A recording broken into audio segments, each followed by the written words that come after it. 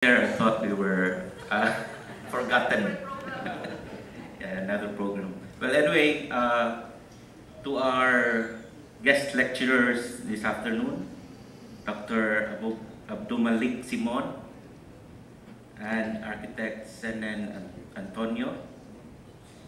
I know there are several distinguished guests with us this afternoon, but without mentioning names, may I just address all of you as advocates for a sustainable Cebu.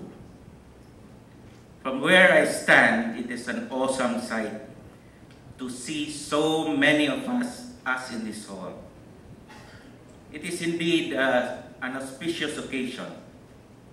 It must be a sign of a resurgent Cebuano citizenry and a portent of things to come.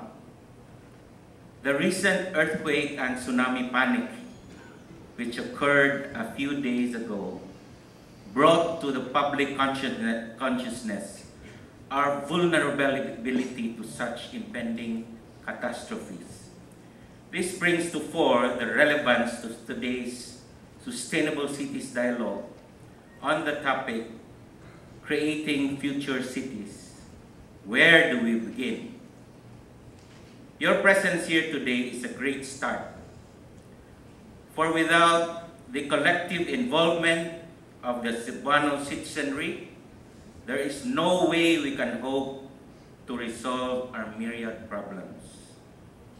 In an ideal planning environment, there are normally three spheres of influence comprising the whole of society. These are the government, the private sector, and the community. This afternoon, we see these three coming together.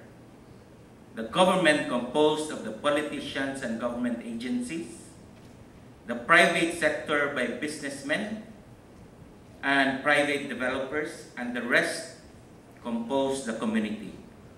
All three should be co-equal and working in cooperation and collaboration with each other, no one taking precedence over the other. In most situations the world over, very often the community is left out to fight over its rights and advocacies. This situation has evolved into something untenable to some citizens, that there now exists a perceptible rise of civil society movements in Cebu. Most recently, we have seen the Stop Cebu Flyovers movement, the Road Revolution movement, and the movement for a livable Cebu. All are composed of citizens demanding the right to participate in designing their own future. Today, we are witnessing the emergence of a coalition of groups which are common in their quest for a comprehensive Metro Cebu planning effort. This they see as a much-needed prerequisite towards a more sustainable and competitive Cebu. Towards this end, the Mega Cebu Group, initiated by the Cebu Business Groups and the Ramon Aboitiz Foundation Incorporated, are bringing together the political leadership and these citizens' movements to bring about a Metro Cebu-wide consensus for planning. These should be viewed as positive developments, not only for Cebu, but for the whole country as well.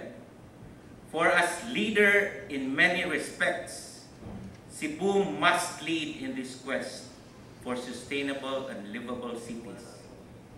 Indeed, not too long after Cebu, both the Road Revolution and the Stop Flyovers movements have been adopted and gaining ground in Manila.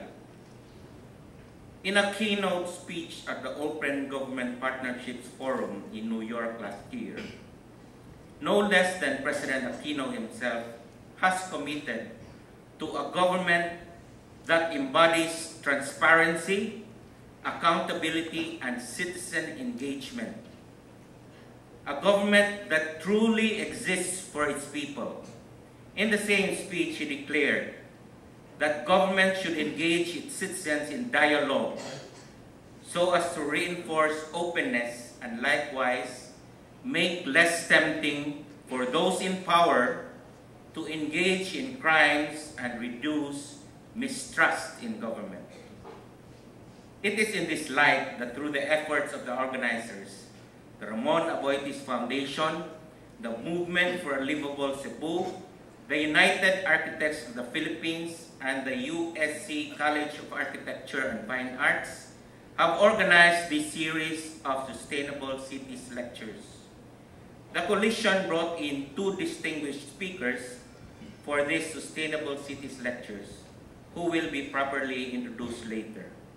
One is an urbanist and sociologist who speaks on the importance of preserving relationships and existing social structures in cities built through years of social discourse and interaction. This approach encourages human capacity building through civic involvement and civic society participation. Very much in line with our belief in enhancing historicity and culture as a basis for development, the very essence of humanist architecture. The other distinguished speaker is an architect with years of experience in planning and design, urban development and renewal. He is one who espouses the theories of smart growth, which together with the new urbanism concept, now intertwined with the fast-growing green building movement, which are converging in seeking to understand and promote green, sustainable communities. Both speakers are strikingly similar in their approaches, both leading towards sustainable and livable cities. And to put it quite simply, while the former provides the software, the latter supplies the hardware. It would be interesting to see how these concepts may apply to our situation here in Cebu. We believe this forum is a first step to answering the question, where do we begin? On behalf of the coalition, let me welcome all of you to the first of a series of Sustainable Cities lectures this afternoon. May we have a fruitful and spirited discussion during the open forum. Thank you and good afternoon.